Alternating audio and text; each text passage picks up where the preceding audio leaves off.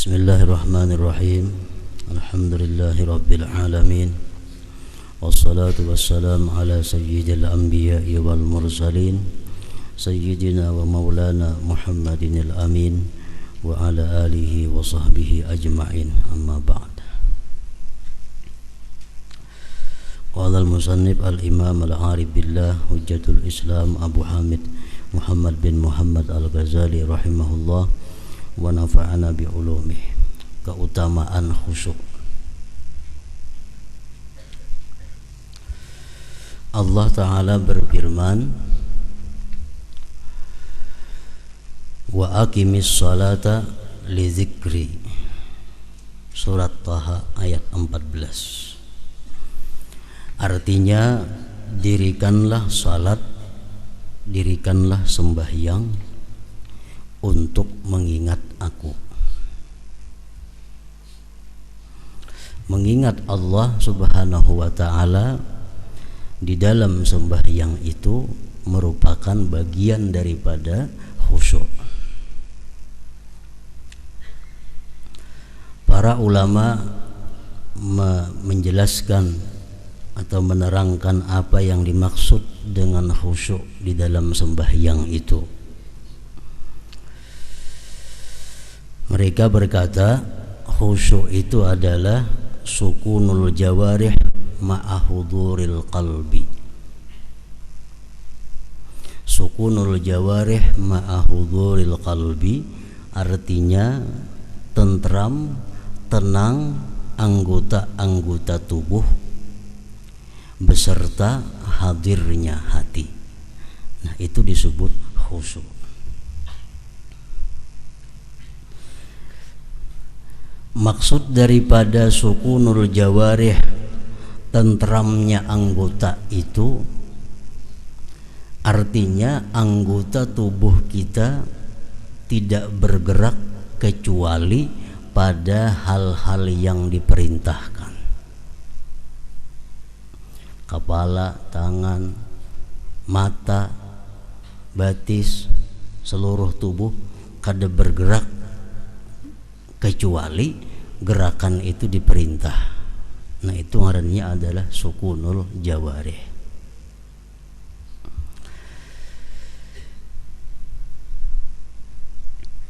Ma'ahuduril qalbi beserta hadirnya hati. Artinya hati hadir itu an la yatafakkara illa fi ma'na ma yaquluhu min qiraatin aw dzikrin aw du'a.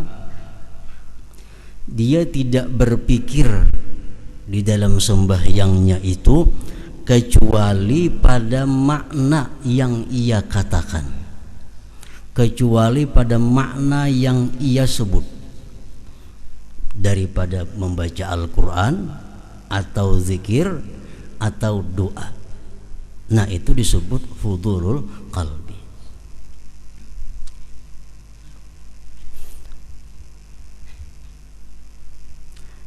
Contohnya, kita membaca wajjahtu wajhiya lilladzi fataras samawati wal ard.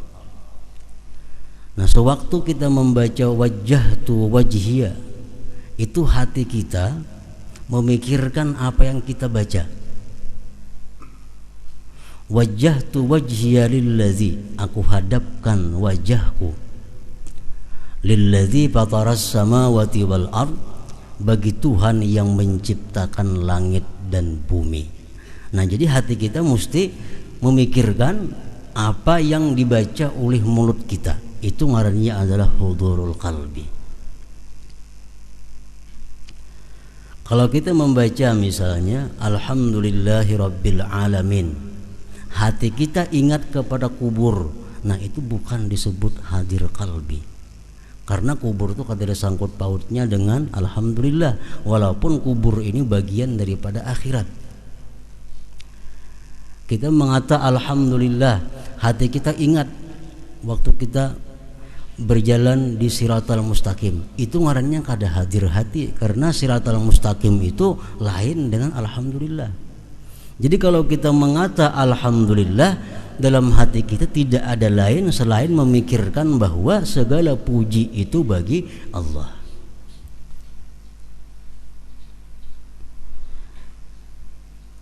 Zikir. Waktu rukuk kita membaca subhana rabbiyal azim wa bihamdi.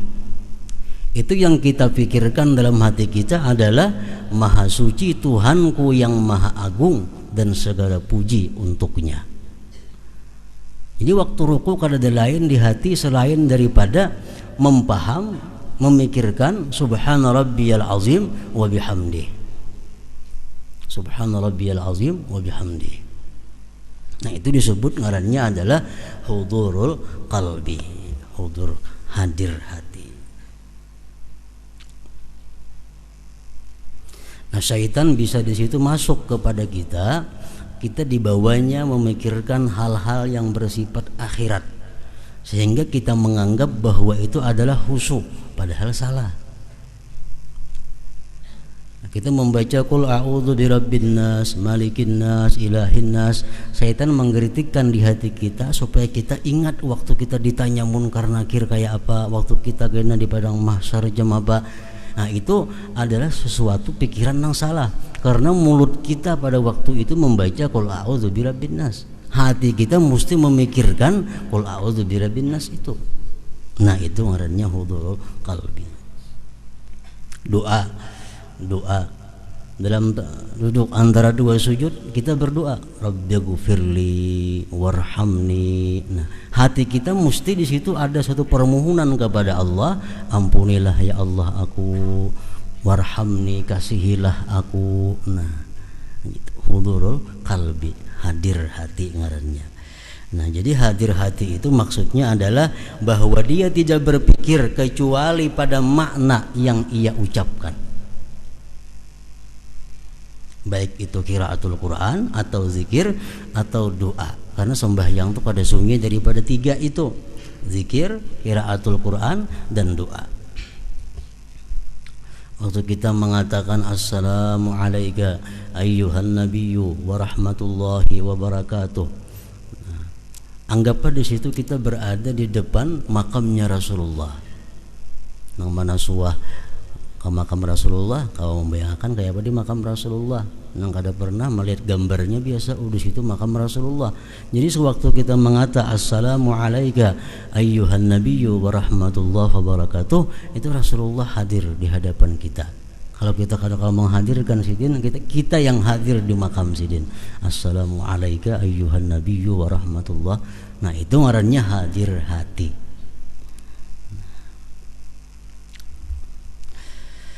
Jadi ingat kepada Allah di dalam sembahyang itu merupakan bagian daripada khusyuk. Artinya dirikanlah salat untuk mengingat aku, jar Tuhan. Nah, kedudukan khusyuk di dalam sembahyang, Imam Ghazali mengatakan bahwa khusyuk itu merupakan syarat sah sembahyang. Kalau orang sembahyang itu kada khusyuk, bukan hanya kada diterima tapi kada sah. Nah, yang lain daripada Imam Ghazali ada pula yang mengatakan bahwa khusyuk itu adalah merupakan sunat muakkad daripada sembahyang. Sehingga kalau seseorang itu kada khusyuk, sembahyangnya sah namun dia dianggap kada berpahala. Karena khusyuk itu ruhus salah, khusyuk itu merupakan rohnya sembahyang. Hayam itu ada harga amunnya hidup. Kalau hayam mati dibuang orang, kada ada harganya lagi. Nah, kayak itu juga sembahyang kita ada punya nilai di sisi Allah kalau sembahyang itu ada khusyuknya. Sembahyang kada ada khusyuk, Allah kada menerima, Allah membuang sembahyang itu. Nah, apakah khusyuk itu disyaratkan di dalam seluruh sembahyang? Nah, satu ulama pun tidak mensyaratkan demikian, karena jelas sudah kada mungkin. Mulai Allahu Akbar sampai Assalamualaikum kita kawa khusyuk itu jelas sudah kada kawa. Kalau ukuran manusia macam kita, karena hati ini ngarannya kalbun bolak-balik. Hatumatnya tagisir, kita bujurakan tagisir pulang.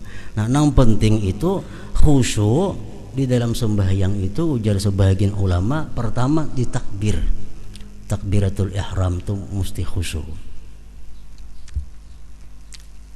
Sujud itu jangan kada khusyuk.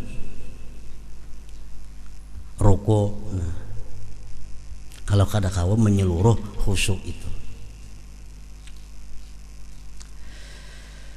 Dan Allah Ta'ala berfirman, wala takum minal ghafilin, suratul A'raf 205. Artinya, dan janganlah kamu termasuk orang-orang yang lalai. Janganlah kamu termasuk orang-orang yang lalai. Ini pengertian jangan, artinya tegahan. Tegahan, jangan sampai kita sembahyang itu lalai. Mulai Allahu Akbar, tuntung sadarnya waktu Assalamualaikum. Waktu Fatihah kita kada sadar, rukuk kada sadar, sujudnya kada sadar, semuaan kada sadar. Begitu Assalamualaikum hanya sadar bahwa aku tuntung sembahyang. Nah, ini Allah melarang, wala takun minal ghafilin, artinya dan janganlah kamu termasuk orang-orang yang lalai. Dan Allah Azza wa Jalla berfirman, la taqrabus salata wa antum sukara hatta ta'lamu ma taqulun, surat An-Nisa 43. Artinya, dan janganlah kamu mendekati salat sedang kamu dalam keadaan mabuk sehingga kamu mengerti apa yang kamu ucapkan. Ini ayat sebenarnya diturunkan kepada orang-orang yang minum arak. Awal-awal Islam minum arak itu dibolehkan, tapi pada akhirnya minum arak dilarang keras. Nah, pada awal-awal mereka itu masuk Islam, arak masih dibolehkan, sehingga mereka habis minum arak dalam keadaan mabuk dibawa sembahyang. Kadang-kadang sembahyangnya mengaur, mesti memuji Allah, memuji berhala karena mabuk. Lalu Allah menurunkan ayat, dan janganlah kamu mendekati salat sedang kamu dalam keadaan mabuk sehingga kamu mengerti apa yang kamu ucapkan. Sadar. Kalau sudah sadar, nah hanya sembahyang. Ada yang mengatakan mabuk karena banyaknya susah, dan ada yang mengatakan karena cinta dunia. Wahab bin Munabbih berkata, yang dimaksudkan dengannya mabuk itu adalah zahirnya, maka di dalamnya terdapat peringatan atas mabuk dunia, karena Allah menjelaskan sebabnya di mana Dia berfirman, hatta ta'lamu ma taqulun, artinya sehingga kamu mengetahui apa yang kamu katakan. Banyak orang yang kada mabuk arak, tapi inya sembahyang kada tahu apa yang ia katakan karena hatinya entah kemana.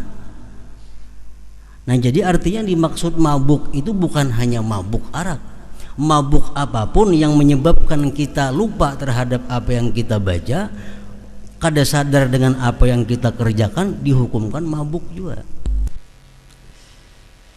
Dia berfirman, hatta ta'lamu ma taqulun, artinya sehingga kamu mengetahui apa yang kamu katakan.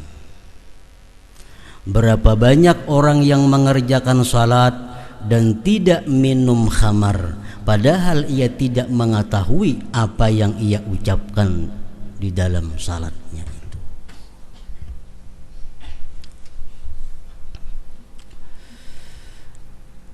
Nah, kenapa sebabnya kita itu di dalam sembahyang kadakawa menghadirkan hati.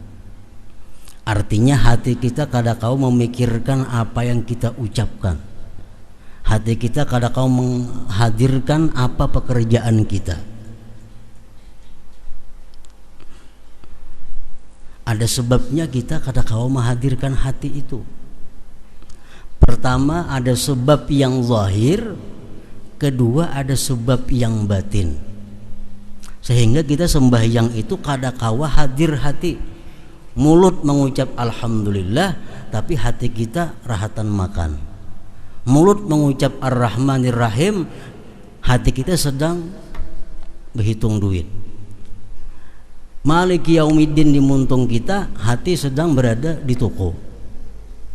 Nah, ini menunjukkan bahwa hati kita kada hadir, kada memikirkan apa yang dibaca. Kenapa sebabnya?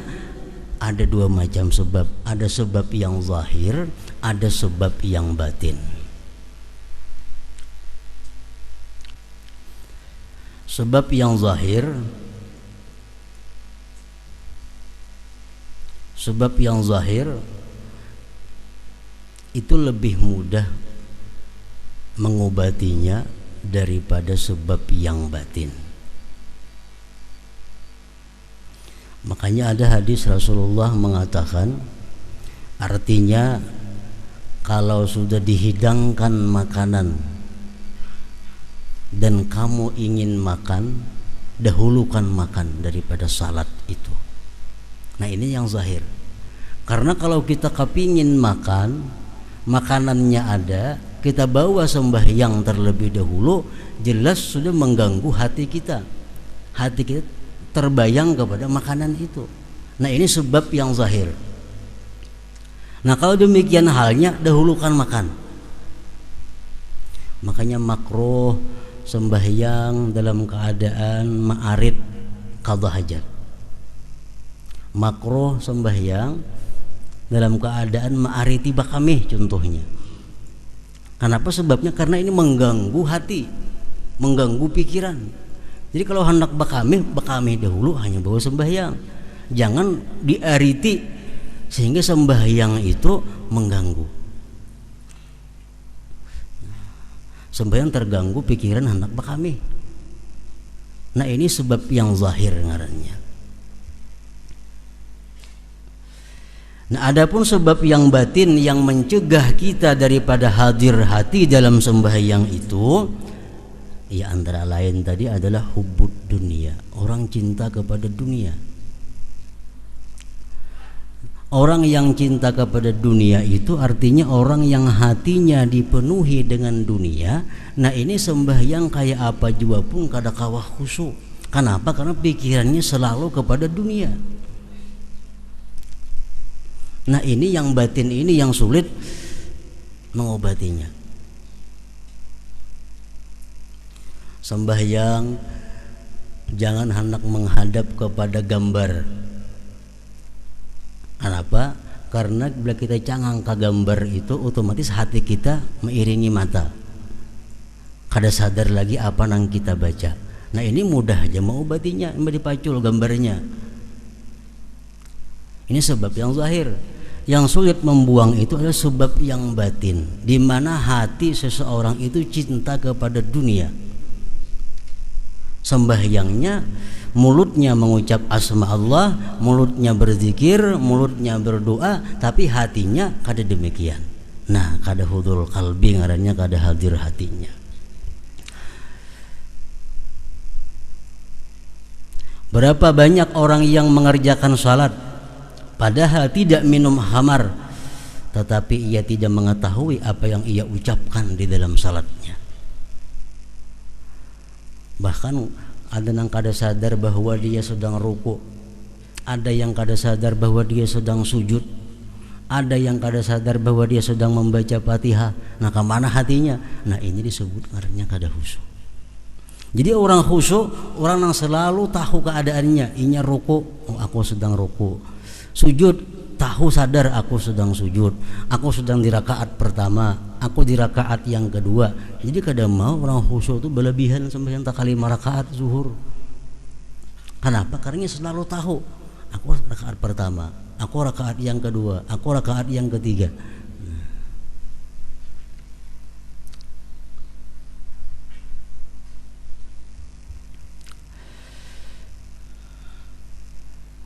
Nabi sallallahu alaihi wasallam bersabda, "Man shalla rak'ataini lam yuhaddits nafsahu bihima bi syai'in minad dunya, ghufira lahu ma taqaddama min dzambihi." Barang siapa yang salat 2 rakaat di mana ia tidak berbicara di dalam dirinya dengan sesuatu dari dunia, maka ia diampuni dosanya yang telah terdahulu. Artinya sembahyang 2 rakaat, kawa kita mulai Allahu Akbar sampai Assalamualaikum kawa, nah diampuni Allah dosa-dosa kita yang telah lalu. Dalam 2 rakaat itu hati kita sedikit pun kada ingat dengan dunia, kada membicarakan masalah dunia.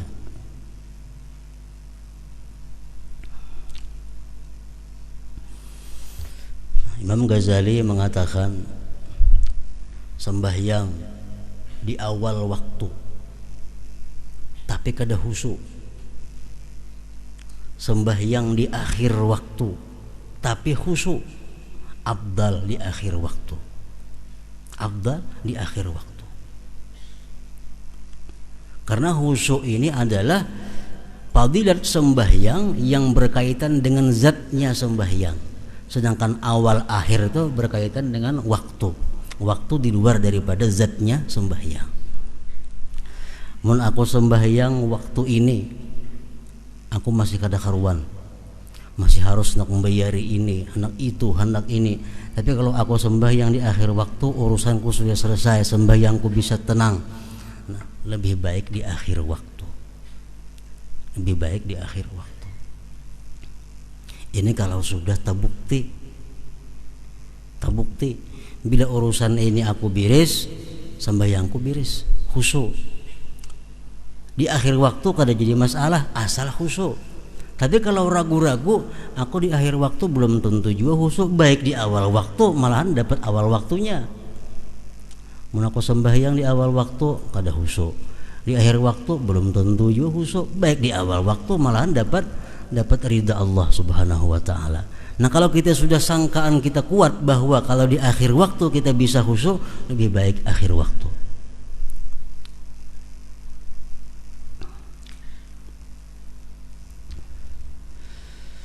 Dan Nabi sallallahu alaihi wasallam bersabda, innamas salatu tamaskunun wa tawadu'un wa tadarru'un wa ta'awuhun wa tanadumun wa tad'u yadaika wa taqulu Allahumma Allahumma faman lam yaf'al fahiya khidajun.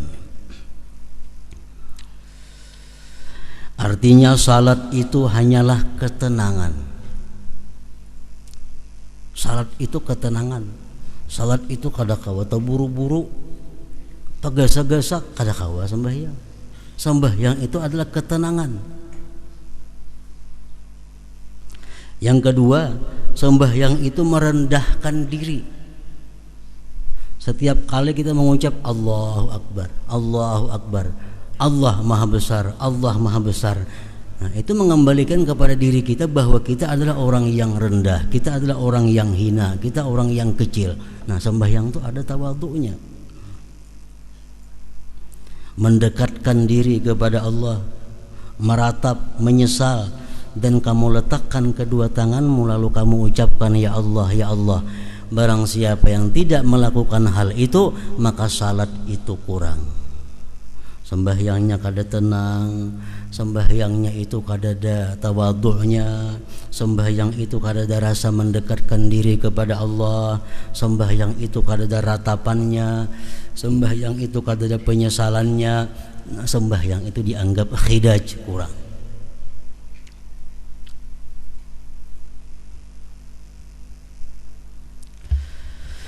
Dan diriwayatkan dari Allah Subhanahu wa taala hadis qudsi dalam kitab-kitab yang terdahulu bahwasanya Dia berfirman, tidaklah setiap orang yang salat aku terima salatnya. Tidak setiap orang yang sembahyang aku terima sembahyangnya. Aku hanyalah menerima salat orang yang merendahkan diri karena keagunganku dan tidak sombong terhadap hambaku. Ia memberi makan orang fakir yang kelaparan karena mengharapkan keridhaanku. Nah, jadi artinya sembahyang kita ini khusyuk semacam kada cukup. untuk diterima Allah. Sembahyang yang kita kerjakan ini Allah bisa menerima berhubungan dengan kelakuan-kelakuan kita di luar sembahyang. Kalau kita orangnya sombong kepada hamba Allah, kita kada peduli kepada orang fakir yang kelaparan, kita sembahyang walaupun khusyuk, Allah kada menerima juga sembahyangnya. Jadi sembahyang bukan hanya khusyuk diperlukan, tapi akhlak-akhlak kita sebelum sembahyang pun sangat menentukan untuk diterimanya sebuah sembahyang itu. Dan Nabi sallallahu alaihi wasallam bersabda, "Innama furidatis salatu wa umira bil haji wat tawab wa ush'iratil manasiku li iqamati zikrillahi ta'ala." Artinya diperdukan salat, diperintahkan haji dan tawab, dan disyiarkan ibadah-ibadah itu hanyalah untuk menegakkan ingat kepada Allah Ta'ala. Jadi semua ibadah itu intinya adalah ingat kepada Allah.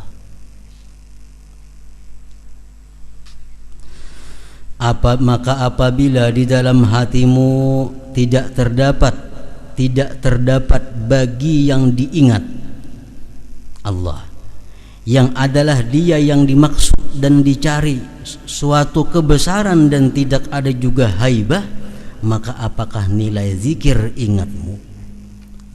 Ada nilainya. Artinya kita mulut mengucapkan Allah, tapi dalam hati kita kadang merasakan kebesaran keagungan Allah. Nah, zikir itu tidak ada nilainya. Dan Nabi sallallahu alaihi wasallam bersabda kepada orang yang ia beri wasiat, pesan. Ujar Nabi kita, "Wa idza shallaita fasalli salata muwaddi'in." Artinya apabila kamu salat, maka salatlah dengan salat orang yang mau berpamitan, meninggalkan, yakni meninggalkan dirinya, meninggalkan hawa nafsunya, dan meninggalkan umurnya, berjalan menuju tuannya. Sembahyanglah kamu sebagaimana sembahyangnya orang yang mengucapkan selamat tinggal. Artinya apa? Kita sembahyang zuhur, kita berkeyakinan, kita berprinsip bahwa zuhur ini akhir sembahyangku, asar belum tahu. Nah, ini salah satu cara untuk membuahkan khusyuk di dalam sembahyang. Aku sembahyang asar. Sembahyang asar ini adalah sembahyang yang terakhir dalam umurku. Sembahyang maghrib belum tahu sampai ke sana umur. Nah, kalau sembahyang asarnya pasti sangat hati-hati, pasti sangat perhatian, karena yang menganggap ini asar sembahyangku yang terakhir dalam hidupku. Maghrib belum tentu, isya apalagi. Nah, itu pesan Nabi kepada seseorang, "Shalli wa idza shallaita fa shalli salata muwaddi'in." Ya ayyuhal insanu innaka kadihun ila rabbika kadham famulaqih. Suratul Insyikak ayat 6. Artinya, wahai manusia, sesungguhnya kamu telah bekerja dengan sungguh-sungguh menuju Tuhanmu, maka pasti kamu akan menemuinya. Allah Ta'ala berfirman, wattaqullaha wa yu'allimukumullah. Artinya, dan bertakwalah kepada Allah, dan Allah mengajarmu. Dan Allah Ta'ala berfirman, wattaqullaha wa'lamu annakum mulaquh. Artinya, dan bertakwalah kepada Allah, dan ketahuilah bahwa kelak akan menemuinya. Dan Nabi sallallahu alaihi wasallam bersabda, "Man lam tanhahu salatuhu anil fahsya wal munkar, lam yazdad minallahi illa bu'da." Artinya, barang siapa yang salatnya tidak mencegahnya dari kekejian dan kemungkaran, maka tidaklah bertambah dari Allah kecuali jauh. Artinya, orang ini sembahyang, tiap hari sembahyang, tiap waktu sembahyang, tapi kemungkarannya tetap terus jalan juga. Sembahyang kada pernah ketinggalan, munkarnya pun kada ketinggalan juga. Nah, orang ini sebenarnya makin hari makin jauh dengan Allah Subhanahu wa taala, bukan makin dekat. Kenapa? Sebabnya itu menunjukkan bahwa sembahyang yang dilakukannya itu kada diterima oleh Allah Subhanahu wa taala. Sebab sembahyang yang diterima Allah pasti mencegah diri daripada berbuat munkar. Orang yang sembahyang itu diterima Allah mantah hati berbuat yang haram.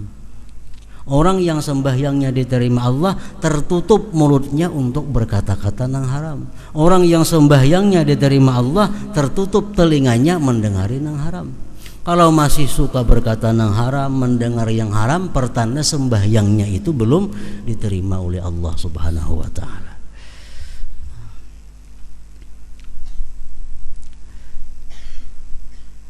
Salat itu adalah munajat. Maka bagaimana salat itu dengan lalai?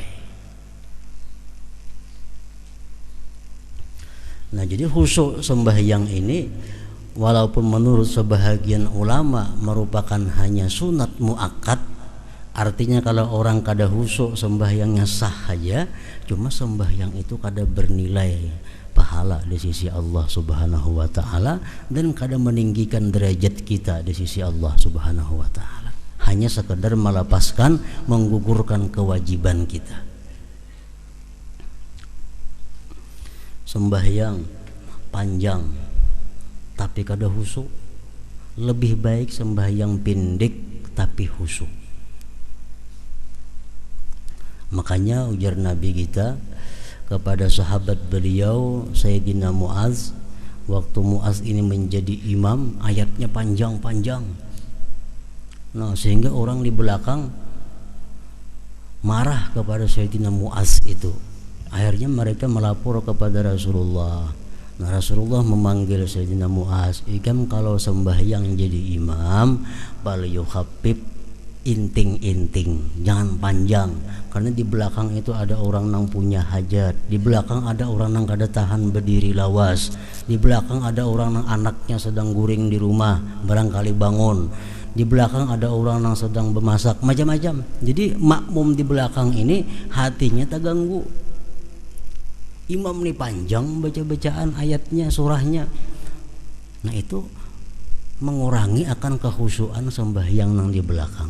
Jadi sembahyang itu apalagi berjamaah, apalagi makin banyak jamaahnya, makin pindik sembahyangnya, supaya bisa menambah kekhusyuan. Kadang mengganggu pikiran orang yang di belakang. Apalagi di belakang harinya panas misalnya, imam saling panjangan membacaan, jelas ada khusus menahan panas itu. Atau harinya di belakang hari hujan, imam membacanya panjang. Nah, ini mengganggu sembahyang di belakang. Pokoknya makin banyak jamaahnya, makin pendek bacaannya. Imam Jumat kah, jangan lagu-lagu ha. Di belakang tuh kada samuan katuju mendengar lagu nang mana batis manggatar kada tahu lagu baik laginya. Nah, nahan batis sudah. Jadi bila imam Jumat makin banyak jamaahnya makin pendek. Latih kayak di Makkah sembahyang Jumat qul ya qul Allah ya, kadang-kadang ayatnya jamaahnya banyak. Orang macam-macam manusia. Nah, kalau sembahyang saurangan sama laman kada apa-apa, itu aja bagi sequranan baca, ada jadi masalah. Nah, jadi kita bukan hanya disuruh berusaha supaya kita khusyuk, dan kita berusaha orang lain pun juga supaya khusyuk makmum itu. Bakar bin Abdullah berkata, "Hai anak Adam, apabila kamu mau masuk kepada tuanmu tanpa izin dan kamu berbicara tanpa penterjemah, maka kamu dapat masuk." Lalu ditanyakan, "Bagaimanakah hal itu?" Ia menjawab, "Kamu sempurnakan wudukmu dan kamu masuk ke mihrabmu, maka ketika itu kamu telah masuk kepada tuanmu tanpa izin dan kamu berbicara kepadanya tanpa penterjemah." Artinya sembahyang itu adalah menemui Allah. Kita sembahyang itu kita menemui Allah. Nah, kita bermunajat kepada Allah, berdialog kepada Allah, minta sesuatu kepada Allah dalam sembahyang itu. Dari Aisyah radhiyallahu anha berkata, adalah Rasulullah sallallahu alaihi wasallam berbicara kepada kami dan kami berbicara kepadanya. Apabila datang salat maka seolah-olah beliau tidak mengenal kami dan kami tidak mengenalnya, karena sibuk dengan keagungan Allah Azza wa Jalla. Artinya Nabi itu dikisahkan kalau Sidin hendak sembahyang, seolah-olah Sidin itu kada patuh lagi lawan kami, seolah-olah kami kada patuh lagi lawan Sidin. Kenapa? Kita waktu hendak sembahyang itu Sidin terbayang keagungan Allah, sehingga yang lain ini kada terhiraukan lagi, kada terhirani lagi.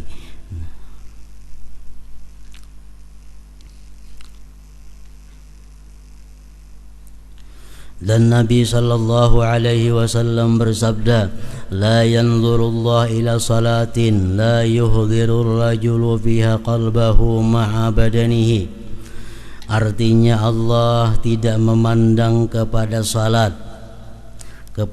seseorang yang padanya ia tidak menghadirkan hatinya bersama badannya. Kita sembahyang, awak kita di masjid, tapi hati kita kadang-kadang di kebun. Awak kita sembahyang di masjid, hati di rumah tertinggal. Kadang-kadang kita sembahyang di masjid, hati kita di sepeda motor, perhatian di sepeda motor bebalapan. Nah, sembahyang di masjid, hati di warung. Nah, Allah kada memandang kepada sembahyang itu. Allah kada menoleh, kada menilai. Allah tidak memandang kepada salat seseorang yang padanya ia tidak menghadirkan hatinya bersama badannya itu. Jadi seapa kita kawa menghadirkan hati di dalam sembahyang, nasa itulah sembahyang kita yang diterima oleh Allah Subhanahu wa taala.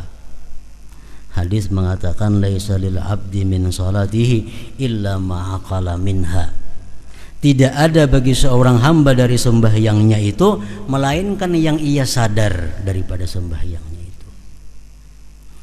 Jadi sembahyang kita ini di sisi Allah kadang-kadang sempurna.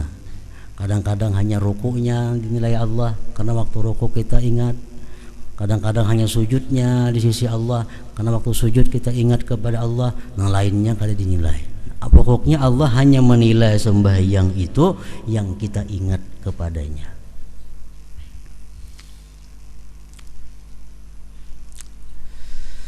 Allah tidak memandang kepada salat seseorang yang padanya ia tidak menghadirkan hatinya bersama badannya. Ibrahim al-Khalil alaihi salam apabila berdiri untuk salat maka terdengar detak jantungnya pada 2 mil karena takut keagungan Allah. Sa'id at-Tanuhi apabila salat maka tidak terputuslah air mata dari kedua pipinya atas janggutnya. Dan Rasulullah sallallahu alaihi wasallam melihat seseorang bermain-main dengan janggutnya di dalam salat, lalu beliau berkata, "Lau khasha'a qalbu hadza la khasha'at jawarihuhu." Artinya seandainya hati orang yang ini khusyuk, niscaya anggota-anggota badannya itu khusyuk juga. Jadi manusia terdahulu yang mulia, para aulia-aulia Allah, mereka sembahyang itu kada sama satu sama lainnya. Ada yang sembahyang itu senang, gembira, hatinya nyaman menghadap Allah. Ada juga yang sembahyang itu tertangis, kayak tadi kan ada tangis membasahi janggutnya. Nah ini kenapa berbeda? Sembahyangnya sama, Tuhannya yang disembah sama. Nah berbeda demikian karena berbeda makam kedudukannya. Yang pertama, kedudukan yang disebut u'budillah ka'annaka tarah. Beribadahlah engkau kepada Allah seolah-olah engkau itu melihat Allah. Nah, orang melihat Allah, orang yang paling lezat. Orang yang melihat Allah, orang yang paling merasakan kenikmatan yang luar biasa. Dalam surga orang nang rahatan makan, orang nang rahatan bersenda gurau lawan bininya, orang rahatan bermain-main. Tapi kalau ada pengumuman bahwa Allah bertajalli, semua meninggalkan menuju kepada zat Allah, memandang kepada zat Allah. Karena memandang zat Allah merupakan puncak segala kelezatan dan kenikmatan. Nah, jadi sembahyanglah kamu seolah-olah kamu melihat Allah. Nyaman artinya. Nah, ini sembahyangnya hatinya gembira, sembahyangnya bersemangat, sembahyangnya nyaman karena dia seolah-olah melihat Allah. Nah, ini kedudukan yang tinggi. Kedudukan yang tinggi. Yang kedua, fa illam takun tarah fa huwa yarak. Jikalau engkau kada bisa seolah-olah melihat Allah, itu kada bisa kita macam itu. Ambil yang kedua. Allah melihat engkau. Allah melihat engkau. Nah, kalau kita sembahyang ini merasa bahwa kita dilihat oleh Allah, bisa gugup sembahyangnya, bisa menggetar, ada yang menangis. Nah, itu yang kedua ini, karena mereka kada mampu merasakan bahwa melihat Allah itu, kada kau membayangkan, mereka ambil jalan yang kedua, Allah melihat. Jadi mulai takbir sampai salam ini merasakan kada terlepas dari sedikit pun daripada pengawasan Allah. Mulai Allahu Akbar, nah ini sudah merasa bahwa Allah melihat dirinya, ini merasa Allah memandang, sedikit pun kada terlepas dari pandangan Allah. Otomatis sembahyang itu ada beban. Nah, kita menulis dilihat oleh guru, nah kita ada beban, hati-hati jadinya, takutan tersalah. Nah, itu orang nang sembahyang khusyuk ada dua. Pertama, seolah-olah dia melihat Allah, kalau sembahyangnya nyaman, sembahyangnya nikmat. Atau kalau kada kawa itu merasa dilihat Allah, diperhatikan Allah. Nah, hati-hati sembahyangnya, bacaannya hati-hati, rukuknya hati-hati, sujudnya hati-hati. Hatinya pun takut kalau berpaling daripada Allah, karena dia tahu Allah mengetahui hatinya.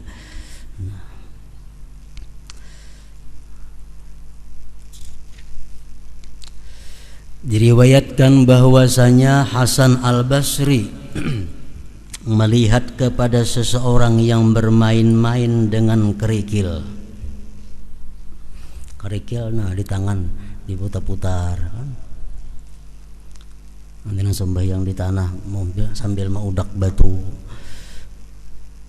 Hasan Basri melihat itu, sambil berkata orang tersebut, ya Allah, kawinkanlah saya dengan bidadari.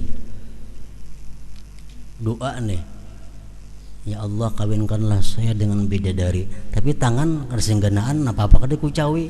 Nah, muntung bersuara, ya Allah, kawinkanlah aku dengan bidadari. Melihat itu lalu beliau Hasan Basri berkata, seburuk-buruk peminang adalah kamu, seburuk-buruk pelamar bidadari adalah kamu. Kamu meminang bidadari padahal kamu bermain-main dengan kerikil. Dikatakan kepada Khalaf bin Ayyub, tidakkah lalat itu menyakitkan kamu di dalam salat, lalu kamu tolak? Ia menjawab, saya tidak membiasakan diriku terhadap sesuatu yang merusak salatku. Ditanyakan, bagaimanakah kamu sabar terhadap hal itu? Ini Khalaf ini sembahyang, banyak lalat berhinggapan di awak sidin. Gak ada sidin kibah-kibah lalat nih tuh. Kenapa jurang tahannya biar lalat nih tuh kada mengibah-ngibah?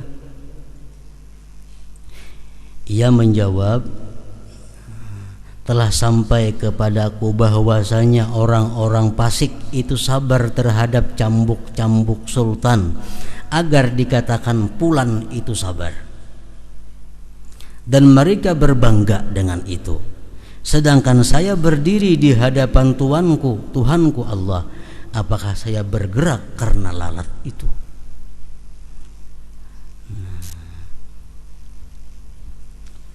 Nyamuk ada di mana kah Anda? Kada wani menapak nyamuk rahatan sembahyang tumbang ibah. Kenapa sebabnya? Karena merasa bahwa sembahyangnya ini diperhatikan oleh Allah.